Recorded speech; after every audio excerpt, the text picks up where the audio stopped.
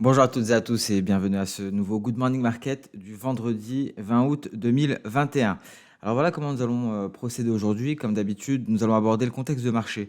Ensuite, je vais prendre quelques minutes, 5 minutes au plus, afin de répondre aux questions. J'ai eu beaucoup de questions hier sur YouTube, hein. C'est une très bonne chose. Je vous invite à continuer comme cela.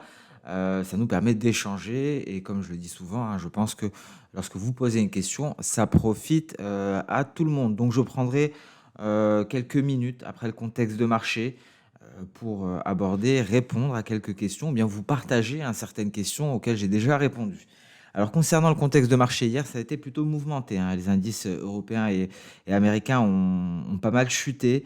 Les places boursières européennes ont connu hier leur pire séance depuis juillet.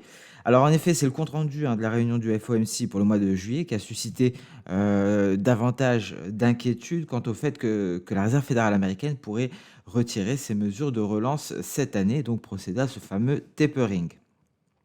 Alors, la réaction du marché a été très nerveuse, hein. Un marché qui, je vous le rappelle, est accro et habitué à la liquidité qui circule depuis plusieurs mois. Alors, il faut savoir que les baisses on peut imputer ces baisses également aux craintes concernant le variant et au ralentissement économique, hein. Ce sont des facteurs, déjà, ce sont des craintes qui planent et donc ce tapering, c'est un peu la goutte d'eau qui fait déborder le vase, la goutte d'eau qui a fait déborder le vase. Et donc,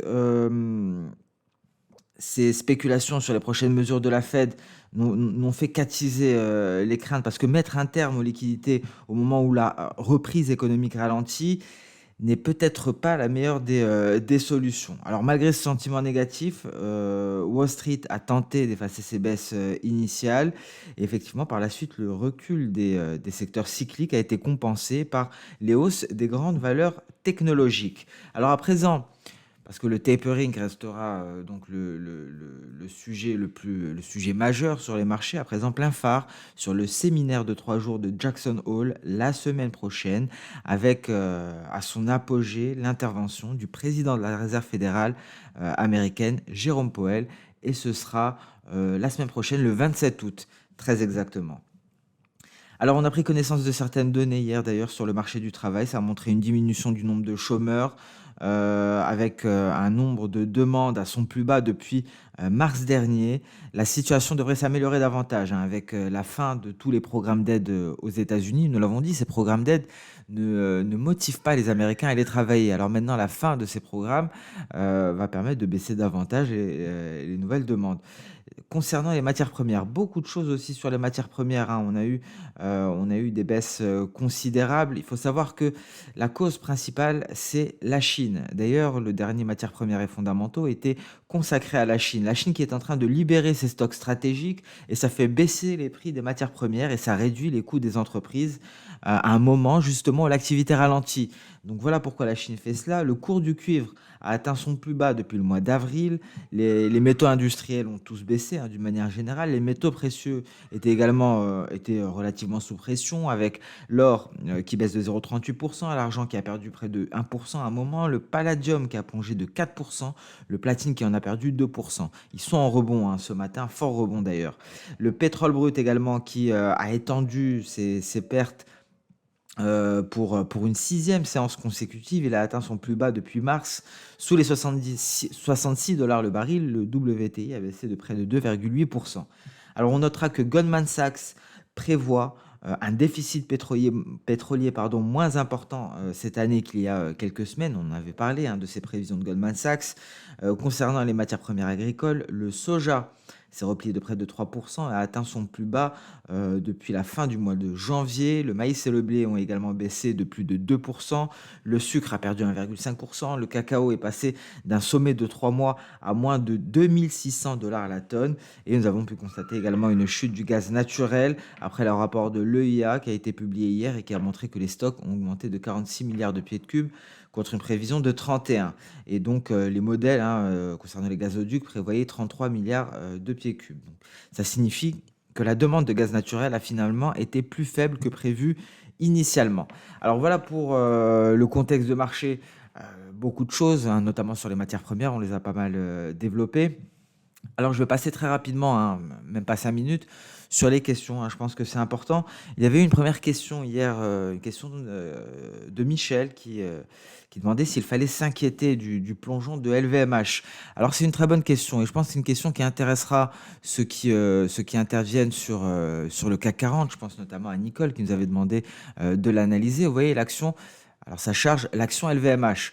Alors, ce sont plusieurs séances consécutives de baisse, mais lors de les séances de mercredi et jeudi, la baisse s'est accentuée. On a perdu plus de 13%, il me semble.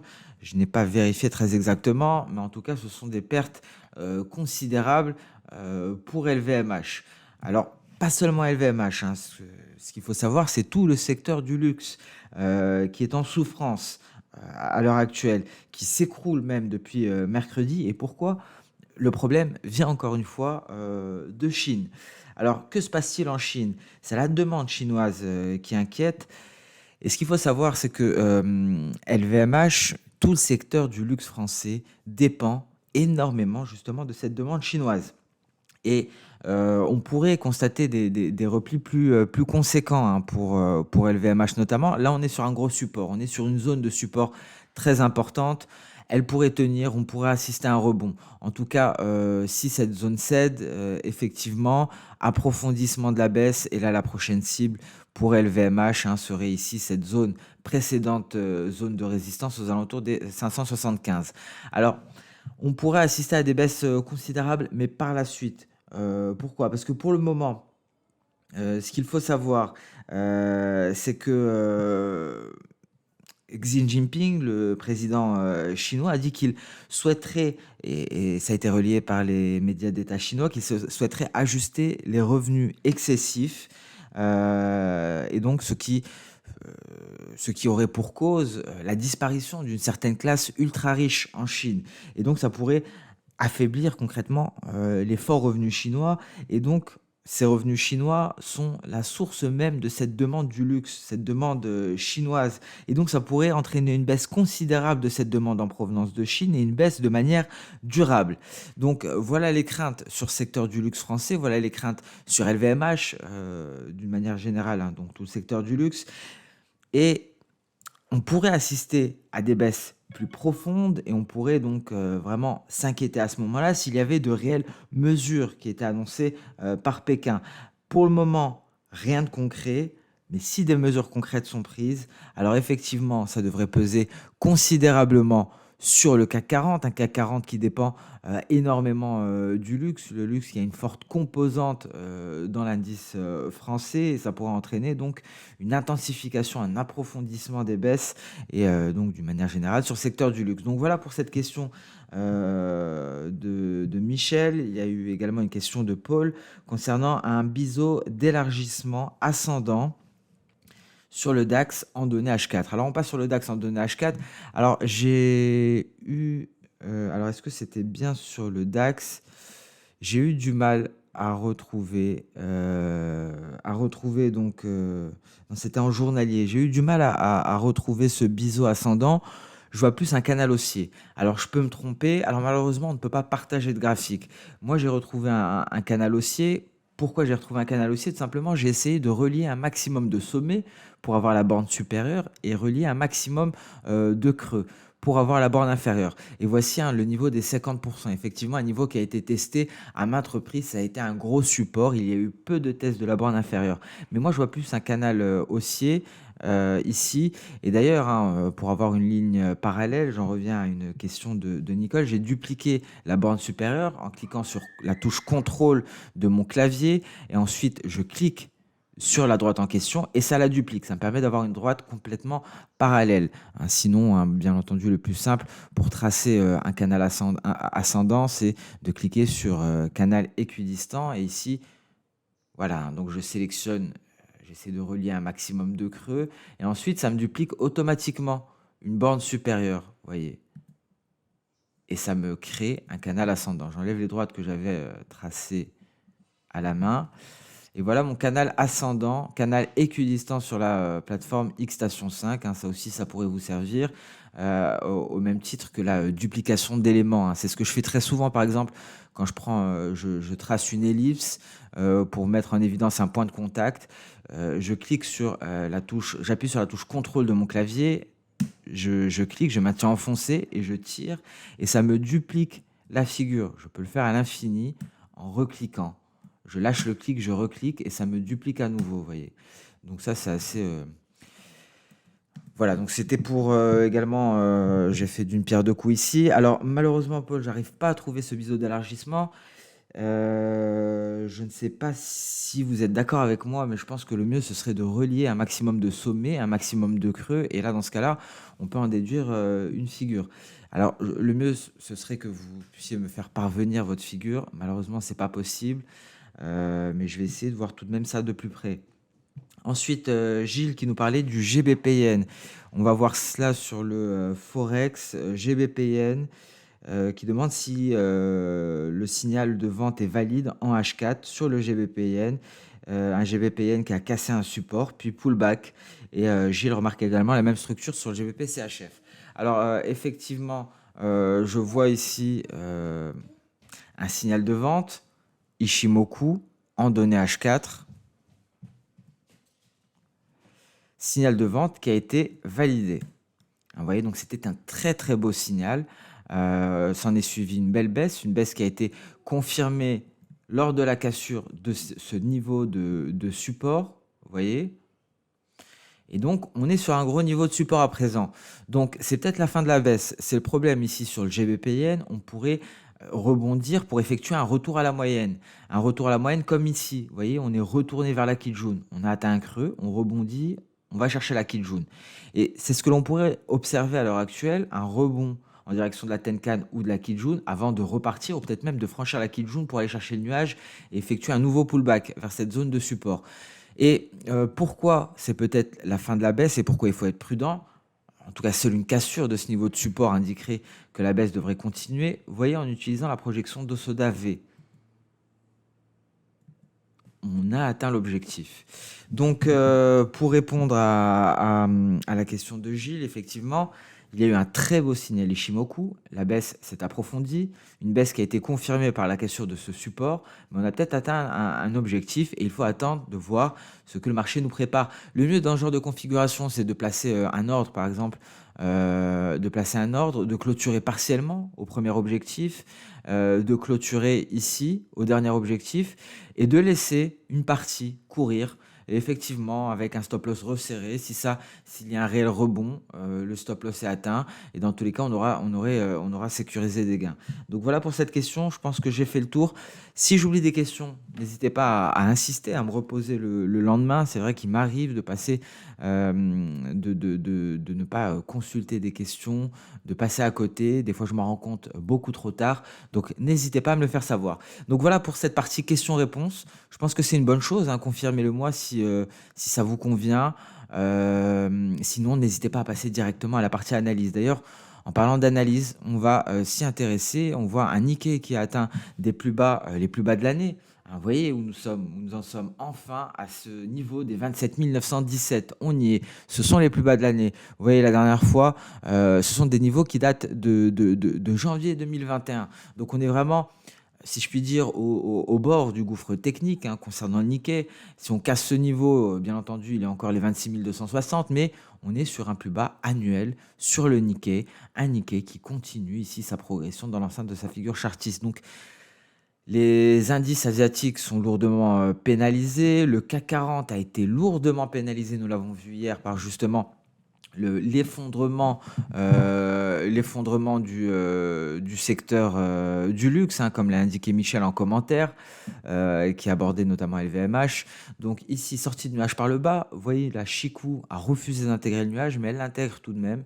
Il y a eu un gap baissier à l'ouverture, un gap qui a été comblé, hein, très rapidement, et on se replie à nouveau, il me semble. Le DAX, qu'en est-il du DAX? Le DAX également en repli, hein, en ce début de séance. On est dans le rouge, 15 736 points. Qu'en est-il des données intraday?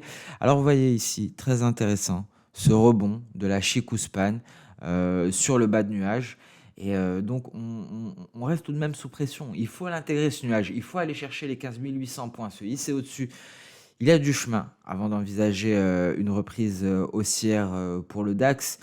On a effectué un pullback sur les 15 800 points, mais on est ressorti de notre nuage. Donc, prudence tout de même au cours de cette séance, hein. L'Europe boursière tente de se redresser. Est-ce qu'elle va y arriver? Ce n'est pas sûr pour le moment. Les débuts des échanges seront cruciaux. Le Nasdaq, c'était très très beau. On va en parler. Alors tout d'abord, hein, ce qu'il faut voir, ce sont les données H4. Vous voyez, encore une fois, on revient à l'Apex. C'est pour ça qu'on y prête attention. Ces centres de symétrie des triangles. Cet Apex à 14 944 points environ. On est sous cette résistance, sous cet Apex qui était précédemment un support que l'on a testé à trois reprises, pardon. Et là, on est sous une grosse résistance. Et c'est seule une cassure de cette zone qui est composée de la moyenne mobile simple à 200 périodes et de l'Apex permettrait d'envisager une poursuite du rebond sur le Nasdaq. Pour le moment, ce n'est pas le cas. Et voyez, on avait parlé du biseau d'élargissement qui nous avait été c'était Mauricio qui nous en avait parlé et je le remercie pour cela. Et effectivement, je vous avais donné les deux objectifs de ce genre de figure. Un premier objectif, c'est la hauteur de la base du biseau d'élargissement. Le second, c'est l'extrémité, la hauteur de l'extrémité du biseau d'élargissement. Soit on atteint le premier, soit on atteint les deux. Ici, nous avons atteint le premier objectif. Vous voyez, c'était les 14 755.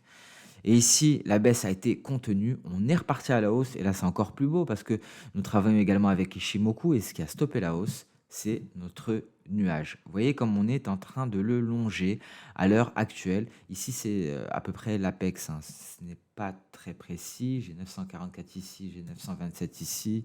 Je vais essayer d'être plus précis.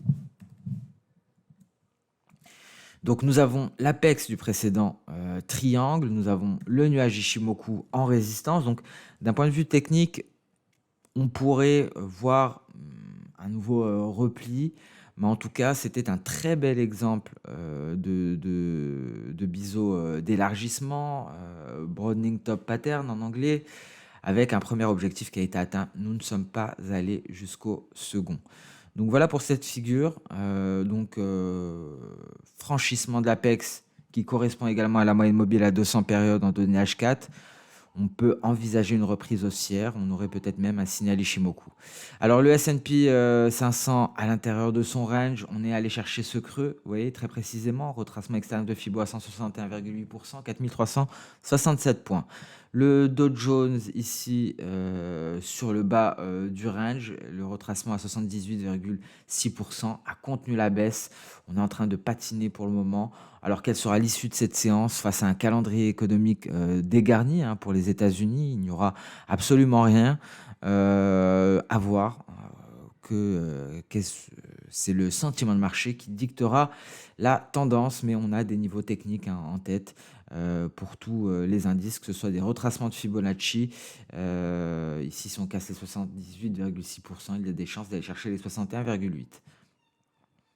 Et d'ailleurs, encore une fois, sur le Dow Jones en H1, on a un nuage en résistance. Le Bitcoin a rebondi. Finalement, on va en direction de la borne haute du range, donc on n'a pas eu notre signal de vente, on s'y attendait pourtant, on attendait plutôt un signal de vente. Alors ici, vous l'aurez compris, si on casse la bande supérieure, c'est un signal d'achat. L'Ethereum, alors un très bon rebond également, vous voyez, sortie de nuage par le haut, c'est un signal Ishimoku qui est validé il n'y a pas longtemps, mais c'est peut-être simplement un pullback sur la borne inférieure du biseau ascendant. Vous voyez, c'est ce niveau, c'est la borne inférieure du biseau ascendant qui a freiné la hausse, la dynamique haussière. Donc, certes, signal d'achat Ishimoku validé, mais le mieux serait d'attendre que les cours parviennent à s'installer au-dessus de la borne basse du biseau ascendant. Ça nous permettrait d'envisager un éventuel retour vers les précédents sommets aux alentours des 3 320 $ pour l'Ethereum. Et ici, hein, pour les actions, de parenthèse, hein, j'ai étudié Walmart. Petite parenthèse action, Golden Cross, croisement de la moyenne mobile 50 et de la moyenne mobile 200, c'est un signal haussier. Et si on franchit les précédents records historiques, bien entendu, la dynamique haussière devrait se poursuivre. Walmart qui a récemment été détrôné par Amazon. On passe sans plus tarder sur le compartiment des matières premières. Alors, je sais que nous n'avons pas pour habitude d'aborder les actions, c'était une petite parenthèse vu que j'ai laissé ce graphique ici. Le gold a été sous pression hier, on retrouve des couleurs aujourd'hui. On a cette moyenne mobile à 50 périodes qui vient exercer une pression, il faudra la franchir, il y a énormément d'obstacles à franchir, hein. Donc les 1 800 $ l'once notamment avant d'envisager une reprise haussière. Donc je suis relativement flat concernant les métaux précieux, hein, pour le moment. Le pétrole, alors là, on a peut-être la validation. Il faut rester prudent sur le pétrole. Ce n'est peut-être pas la fin des baisses. Vous voyez, on est allé chercher le retracement externe à 127,2%, hein. C'est basé sur cette hausse. Et on marque encore un nouveau creux. Donc, c'est la définition même, comme on le disait hier, d'une tendance baissière selon la théorie de Dow. Donc, prudence sur le pétrole, ce n'est peut-être pas fini.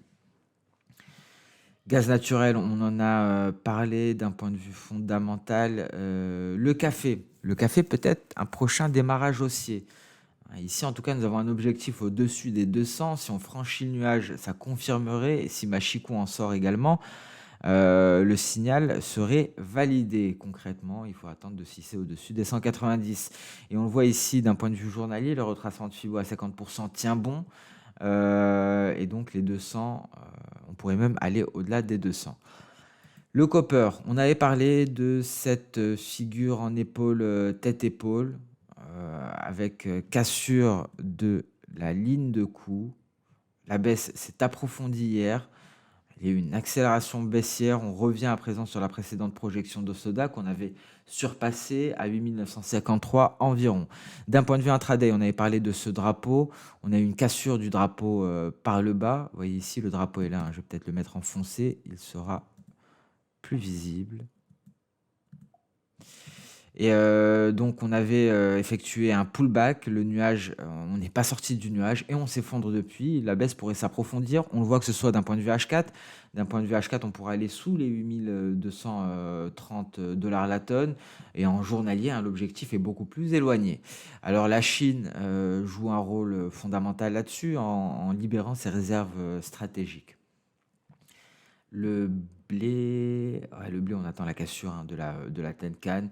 Et là, effectivement, on pourrait envisager un retour vers les 770. On passe à présent sur le marché d'échange. Un good morning market assez long aujourd'hui. On a fait cette séance de questions-réponses, hein, mais je pense que c'est une bonne chose. Plus il y aura de questions, plus je prendrai le temps en good morning market de le faire. Je pense que ça peut servir à tout le monde. Le billet vert, on s'est hissé au-dessus du sommet du 31 mars 2021, donc direction les 93,90 à présent. Un tel scénario amplifierait la baisse sur l'euro-dollar. L'euro-dollar qui est sous pression, 1,1680. On a cette grosse zone ici de support. C'est l'objectif, hein, pour l'euro-dollar. Le GBP-USD qui a amplifié sa baisse, on repart, on va en direction encore une fois de ce précédent point D, hein, de cette vague baissière, projection d'Osoda qui nous donnait un objectif à 1,3582, souvenez-vous. Alors on y va à nouveau et si ce niveau cède, on pourrait s'attendre à une amplification des baisses sur le GBP-USD. USDN, ici rien à signaler. AUD-USD, on approfondit la baisse, hein, c'était un très très beau signal, je pense qu'on en a parlé la semaine dernière au bon moment. Euro AUD, enfin l'euro AUD l'a fait, ça fait longtemps qu'on l'attendait, on l'a suivi depuis, il me semble, la cassure de la borne supérieure de ce triangle ascendant. On a fait un range pendant très longtemps, on a atteint l'objectif théorique, on attendait cet objectif-là, un objectif qui a été atteint enfin pour l'euro AUD. Là, on a été patient, c'est fait. GBP-NZD, on a une très belle période haussière. On est sous des sommets. Et on a le NZD-USD, un très beau repli, hein. Celui-là aussi, on l'attendait. On a eu la cassure de ce support. À présent, on atteint d'aller chercher les 0,67. 88. Donc voilà pour ce Good Morning Market. On a vu beaucoup d'actifs aujourd'hui. J'ai eu beaucoup de questions hier. C'est quelque chose que j'aime beaucoup hein, parce que les échanges pour moi c'est très important. Il faut poser les questions, il ne faut pas garder de doute, hein, notamment sur les marchés. Si j'ai la réponse, c'est un plaisir de vous répondre dans l'immédiat. Si je ne l'ai pas, j'irai la chercher. Donc, merci à toutes et à tous pour votre fidélité. Merci pour toutes ces interactions. Je vous souhaite une très bonne séance de trading. Je vous souhaite un excellent week-end. Nous sommes vendredi et je vous donne rendez-vous à la semaine prochaine. Une semaine qui sera cruciale parce qu'on va énormément parler de la Réserve fédérale américaine. On va attendre avec impatience le discours de Jérôme Powell. Merci à toutes et à tous et à lundi. Au revoir.